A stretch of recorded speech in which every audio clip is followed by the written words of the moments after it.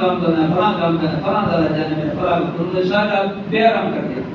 ماں نے کہا میرے بیٹے وہ رات نے یاد کر جب سردیوں کی راتیں ہوتی تھی، یہ تو پانی پاک تھا، تھوڑا پیشاب پڑتا تھا، پانی وہ ناپاک ہوتا تھا، گیلے بستر پر مخوٹ گیلی جگہ پہ سوتی تھی، مجھے خوش جگہ پہ سلاتی تھی، اس لیے میں نے تم نے ایک رات کا بھی حق ادا نہیں کیا. اور بادشاہ نے جملہ لکھا اے لوگوں یہ قیامت تک بھی کوئی اولاد والدین کا حق نہیں ادا کر سکتا. خدا نے فرمایا فقضى ربك الا تعبدوا. دوسرے نمبر پہ فرمایا وبال والدین، تیسرے نمبر پہ فرمایا ولا تقتلوا اولادکم من املاق، اپنی اولادوں کو بھوک کی وجہ سے ناحق قتل نہ کرنا.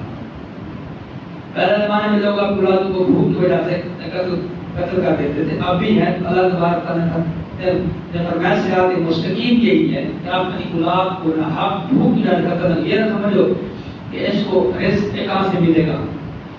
وَنَرْزُقُكُمْ وَإِيَّاهُمْ، ہم نے تمہیں بھی رزق دیا پھر تم اپنے پیدا کیے ان کو بھی دے گی. تو بھوک کی وجہ سے رزق کی تنگی کی وجہ سے اولاد کو قتل کرنا. وَلَا تَقْتُلُوا أَوْلَادَكُم مِّنْ إِمْلَاقٍ، نحن نرزقكم، ہم نے تمہیں بھی رزق دیا وَإِيَّاهُمْ، ان کو رزق دیا دیں گے جس کو ہم نے پیدا کیا. چوتھی بات صراط مستقیم کی وَلَا تَقْرَبُوا الْفَوَاحِشَ مَا ظَهَرَ مِنْهَا وَمَا بَطَنَ. رب العالمین نے فرمایا وَلَا تَقْرَبُوا الْفَوَاحِشَ، فاحش کام کے قریب ہی نہیں جانا. ایک ہے غلط کام کرنا، زنا کرنا، غلط کام کرنا، بدی کا کام کرنا، وہ کرنا، مگر خدا فرمایا صراط مستقیم یہ ہے وَلَا تَقْرَبُوا الْفَوَاحِشَ مَا ظَهَرَ مِنْهَا وَمَا بَطَنَ، کہ فاحش کام کے قریب بھی نہیں جانا. مَا ظَهَرَ مِنْهَا وَمَا بَطَنَ، چاہے وہ ظاہر ہو یا باطن، چاہے وہ پوشیدہ ہو، کوئی دیکھ رہا ہے یا نہیں دیکھ رہا. تو زنا ہے، زنا کرنا رہا تھا کہ رب کے نام دربارے تو زنا کے قریب بھی نہ جاؤ. جو زنا کے مصائب ہے، جو زنا کے سبب ہے، جو زنا کے حالات ہیں، ان کی تم قریب تک بھی نہ جاؤ. جو غلط کام ہے، جو فاحش کام ہے، ان کے قریب تک بھی نہ جاؤ. صراط مستقیم یہ ہے. پانچویں بات وَلَا تَقْتُلُوا النَّفْسَ الَّتِي حَرَّمَ اللَّهُ إِلَّا بِالْحَقِّ، کسی نفس کو ناحق قتل نہ کرنا. صراط مستقیم یہی ہے کسی نفس کو ناحق قتل نہ کرنا. نبی پاک علیہ السلام نے فرمایا جس نے کسی ایک انسان کو ناحق قتل کیا اس نے کوئی انسانیت قتل کیا. اور جو مومن ہے، جو کلمہ گوا ہے، جو مسلمان ہے، اس کی عزت، اس کی جان، اس کی مال کی جو عزت ہے. اور نبی پاک علیہ السلام نے ایک مرتبہ بیت تشریف کا طواف کر رہے ہیں. آپ صلی اللہ علیہ وآلہ وسلم نے فرمایا بیت اللہ یہ ٹھیک تو اللہ گھر ہے، مگر اس سے زیادہ ایک مسلمان کی عزت حرمت زیادہ ہے. ایک مسلمان کو ناحق قتل کرنا اس سے بھی زیادہ گناہ ہے. رب کہنا یہ کبیرہ گناہ ہے انسان کو ناحق قتل کرنا. ذالکم وصاکم بہ لعلکم تعقلون، چار باتیں فرمانے کے باوجود بات خدا نے فرمایا یہ خدا کی طرف سے تمہارے وصیت ہے لعلکم تعقلون، تاکہ تم عقل کرو، دھیان کرو. پانچویں بات، پانچویں نمبر پہ رب العالمین نے فرمایا وَلَا تَقْرَبُوا مَالَ الْيَتِيمِ إِلَّا بِالَّتِي هِيَ أَحْسَنُ حَتَّىٰ يَبْلُغَ أَشُدَّهُ. یتیم کے مال کے قریب بھی نہیں جانا. یتیم کا مال کھانا رہا درکنار. جو صراط مستقیم ہے، جو خدا کا حکم ہے، وہ کہتا ہے یتیم کے مال کے قریب بھی نہ جاؤ. وَلَا تَقْرَبُوا، اور نہ قریب جانا مال یتیم، مال یتیم إِلَّا بِالَّتِي هِیَ أَحْسَنُ، جب وہ بالغ ہو جائے، بلوغت کا پہنچ جائے، حتی یبلغ اشدہ، پھر وہ مال اس کے حوالے کرے، پھر اس یتیم کو بردی و مال کو جیسے استعمال کرے. جب تک وہ بالغ نہیں ہوتا، شعوری سطح پر نہیں پہنچتا، مال کا اگر تم امین بن گئے ہو یتیم کے مال میں تو اس کی قریب بھی نہ جانا، کھانا رہا درکنار. نبی پاک علیہ السلام نے فرمایا جس نے یتیم کا مال کھایا اس نے اپنے پیٹ کے دوزخ کی آگ بھری. اور تاجر مدینہ صلی اللہ علیہ وسلم کا فرمان یہ نشان ہے جس گھر میں یتیم رہتا ہو اور اس کے ساتھ اچھا سلوک کیا جاتا ہو، یہ تو ہے جس طرح اپنے بچوں کو رکھتا ہے ویسے اس کو رکھتا ہے، اس کا گھر روئے آسمان والی مخلوق میں اسی طرح چمکتا ہے جس طرح تمہارے سامنے رات کو ستارے چمکتے ہیں. روئے زمین والوں کی نگاہ میں جس طرح رات کو ستارے چمکتے ہیں، اسی طرح آسمان والی مخلوق کی نگاہ میں کوئی گھر چمکتا ہوا روشن ہے جس گھر میں یتیم رہتا اور اس کے ساتھ اچھا سلوک کیا جاتا. یتیم کا مال کھانا سیوں سمجھ لو کہ دوزخ کی آگ اپنے پیٹ میں. آج ہمارا عالم تو یتیم ہو جاتا ہے، اس کو معاشرے میں معاشرہ اس کو عزت نہیں دیتا، ہم اس کو زکات فطرانے دیں گے، وہ تو ایک علیحدہ نظام ہے، مگر اس کی علیحدہ نظام علیحدہ خدمت کرنا اس جیسے کہ خدا رسول کا حکم ہے۔ نبی پاک علیہ السلام نے فرمایا جیسے یتیم کے سار پر سے دست شفقت پھیر دیا، مدد نہیں کی، صرف پیار والا ہاتھ پھیر دیا۔ یہاں تک حکم ہے کہ اگر بچے کھیلے ہیں نا تو بچے کو یوں نہ بولو کہ اے میرے بیٹے، ہو سکتا ہے اس بچوں میں کوئی یتیم ہو، اس کے دل میں یہ خیال ہو جائے آکاش میرا باپ زندہ ہوتا تو مجھے بھی بیٹا ایک بولا۔ اتنا تک شریعت منع کرتی ہے۔ ہمارا عالم ہم اس کی پرواہ نہیں کرتے، اگر 10-12 بچے کھیل ہیں تو میں اپنے بیٹے کو بلانا ہے تو نام لے کر پکارو، یوں نہ کہ اے میرے بیٹے میری بات، ہو سکتا ہے اس میں کوئی یتیم ہو اس کے دل پر یہ بات ہو۔ جس طرح نبی پاک علیہ السلام نے فرمایا اگر تم موسمی پھل کھاتے ہو تو اس کے دل کے بہنے میں ہو سکتا ہے کسی معاشرے کو تمہارا ہمسایہ غریب ہو، اس کی استطاعت نہ ہو، طاقت نہ ہو تو چیز نہیں لے کے بچوں کو دے سکتا، تمہارے بچے کو کھائیں گے تو ان کے بچے پریشان ہو، تو اس کا اتنا تک شریعت حکم دیتی ہے۔ ولا تقربوا الیتیما، 5ویں بات ہی مال یتیم۔ 6ٹھی بات قوم کو کہلا والمیزان بالقسط، ناپ تول میں کمی نہ کرنا، اس کو دینا پورا دینا اور لینا پورا دینا۔ اس میں ایک دھوکہ بھی آتا ہے، نبی پاک علیہ السلام کا فرمان نشان ہے جس نے کسی کو دھوکہ دیا وہ ہم میں سے نہیں۔ جب نبی کے محبت کا دم رکھتے ہیں، میلاد النبی مناتے ہیں، نعتیں وغیرہ پڑھتے ہیں، اور قوم کو دھوکہ دے کے کاروبار کرنا۔ تاجر مدینہ صلی اللہ علیہ وآلہ وسلم نے جس نے کسی کو دھوکہ دیا، دھوکہ دے کے مال خریدا یا مال بیچا وہ ہم میں سے نہیں۔ تاجر مدینہ صلی اللہ علیہ وسلم کے پاس محمد منورہ کے بازار میں گئے، ایک آدمی اناج غلہ دانے وغیرہ گندم کے بیچ رہا تھا، اپنے جا کے اوپر ہاتھ رکھا، اوپر پر وہ دانے خشک، ہاتھ کو نیچے ڈالا، نیچے گیلے تھے۔ آپ صلی اللہ علیہ وسلم نے یہ کیا، اوپر دانے خشک ہیں، جب ڈھیر لگی ہوتی ہے منڈی میں، اوپر خشک ہیں نیچے گیلے ہیں، یہ کیا ہوتا ہے رات بارش ہوئی تو یہ گیلے ہو گئے۔ آپ صلی اللہ علیہ وسلم نے میں میرے گیلے کو اوپر رکھ، اگر تو دھوکہ دے گا تو پھر ہم میں سے نہیں۔ نبی نے فرمایا جس کا ہم کلمہ پڑھنے کو تو دھوکہ دے گا، سودا خریدے یا دے، اگر وہ اپنا گناہ دینا ہے تو خریدنے والے کو بتا چیز ایسی ہے، اگر لینا ہے تو تیری بات۔ امام ابو حنیفہ رحمۃ اللہ علیہ کپڑے کا کاروبار کرتے تھے، فقہ حنفی کے امام۔ اب ایک مرتبہ آپ نے کام چلے گا دکان پہ، آپ نے ملازم کو بٹھا کر گیا، ملازم کو بتا کر گیا یہ کپڑا اس میں یہ 200 کی قیمت پہ بیچنا ہے، جس کو بیچنا اس کو بتانا۔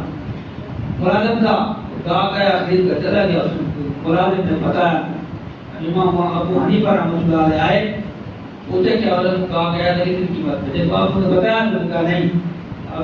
پھر آپ اس بندے کے پیچھے گئے، یہ روزی حلال، اس کے پیچھے گئے، اس کو بتایا کہ بھائی اس کپڑے میں یہ نقص ہے، خریدنا ہے تو خرید رہے، بصورت یہ کہ آپ نے پیسے واپس لے۔ نبی پاک علیہ السلام نے فرمایا جس نے دھوکہ دے سے کسی کو دھوکہ دیا وہ ہمیں سے نہیں، اور مسلمان کا یہ کام نہیں ہے۔ نبی پاک علیہ السلام نے فرمایا مسلمان وہ ہے جس کی ہاتھ اور زبان سے دوسرا مسلمان محفوظ رہے، یہ مسلمان کی تعریف ہے، جس کے ہاتھ اور زبان سے دوسرا مسلمان محفوظ رہے۔ ہم ہاتھوں سے دھوکہ دیتے ہیں، زبان سے اس کی عزت پر حملہ کرتے ہیں، اس کو سارے دن سے تنگ کرتے رہتے ہیں، یہ مسلمان کا کام نہیں ہے۔ اور مومن کے طریق یہ ہے، نبی پاک علیہ السلام نے فرمایا مومن وہ ہے جو دنیا اور مافیا دنیا کی ہر چیز سے بڑھ کر نبی سے محبت کرتا ہو، یہ مومن ہے۔ مومن کی تعریف یہ بتا دی اور مسلمان کی تعریف یہ بتا دی۔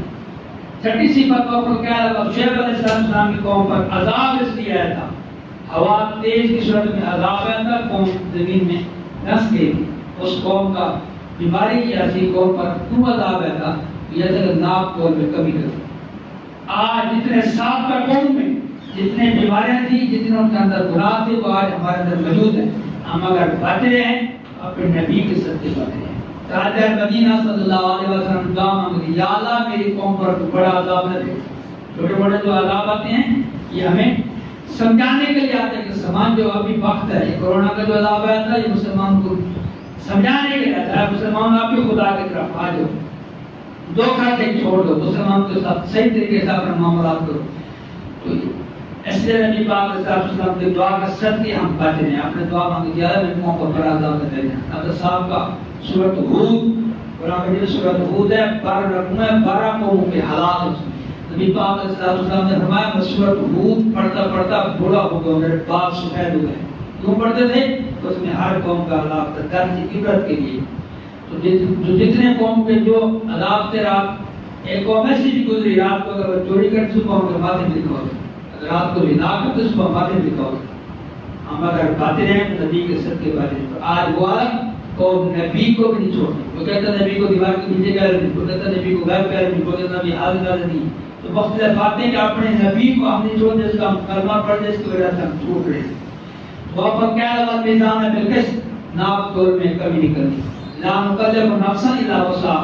رب کائنات نے یہ جو 6 باتیں فرمائی ہیں، یہ نہ سمجھنا کہ ہمارے اوپر یہ تکلیف دہ ہے، ہمارے اندر طاقت نہیں ہے. خدا کا یہ کام ہے کہ کسی نفس پر کچھ ناجائز بوجھ نہیں ڈالتا. لا نکلف نفسا الا وسعها، اور اس کی وسعت. یہ صحابہ کرام مومنین کرام نے سارے کام کر کے دکھائے ہیں. وَإِذَا كُنتُمْ فَاعِلُونَ وَلَوْ ذَاقُ الْبَابِ. 7ویں بات بتائیے، جب بات ایک ہے عدل کرنا، عدل کرنا رہا درمینا صراط مستقیم. یہ کہتا ہے وَإِذَا كُنتُمْ فَاعِلُونَ، جب تو بولو منہ سے جو بات نکال عدل والی نکال. ایک ہے کہ جس سے کرسی انصاف کرسی پر بیٹھ کر عدل کرنا، اور عدل نہ کرنا پیسے لے کے انصاف کا قتل کر دینا. نبی پاک علیہ السلام نے فرمایا وہ جہنم کے نچلے طبقے میں ہوگا جس نے انصاف نہ کیا. جو بندہ انصاف کرتا ہے خدا کو بندہ پسند ہے. اس لیے خدا کہتے ہیں انصاف کرنا میرا کام تھا، مگر اس روز زمین نے اس بندے نے انصاف کیا. ساتھ ہی بات ہی بھائی کو تو بات کرنا تو ادا نہیں کرنا. بھائی بلو کا عذاب و بات، چاہے وہ بات کرنے سے تمہارا رشتہ دار ناراض نہ ہو، جتنا تمہارا قربت کا تعلق ہو، قربت کے تعلق کو نہ دیکھنا. اللہ کے حکم رسول کے حکم کو دیکھنا.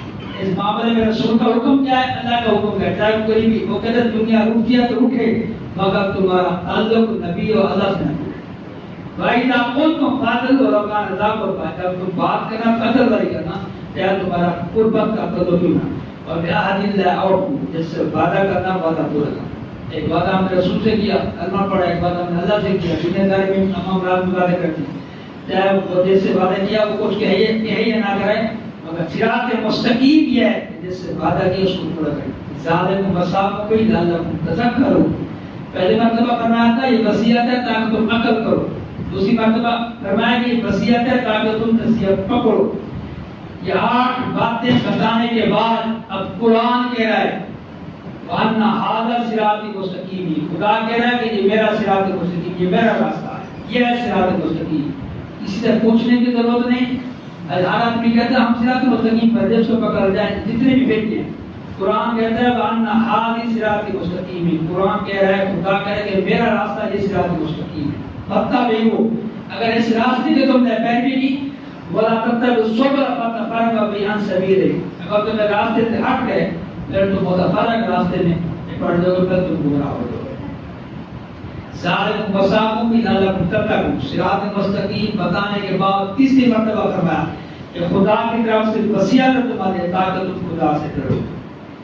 آج کی موضوع صراط مستقیم پر بات کی. رب کائنات نے سورت کی نام 8واں سپارہ 5 رکوع آیت نمبر 150 سے 173 خدا نے خود فرمایا کہ یہ صراط مستقیم. اگر آپ کسی سے پوچھیں نہیں یہ صراط مستقیم کیا ہے، پہلے نمبر پہ اللہ کے ساتھ شرک نہیں کرنا، دوسرے نمبر پہ والدین کے ساتھ اچھا سلوک کرنا، احسان کرنا، تیسرے نمبر پہ اپنی اولاد کو بھوک کی وجہ سے تنگدستی کی وجہ سے قتل نہ کرنا، کیونکہ تمہیں میرے کام دیتے ہیں اور تم میرے کام دیں گے. چوتھے نمبر پہ بلا تقربوا الفواحش مزار من و ما بطن.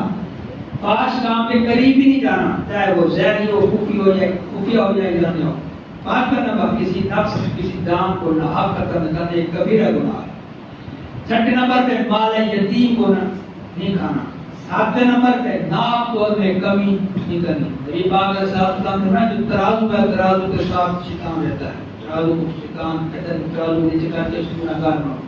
اللہ رسول کی نگاہ بھی ترازو پر ہوتے ہیں، یہ بنا کرتا کہ اللہ کے خوف سے ناپ تول میں کمی نہ کرنا.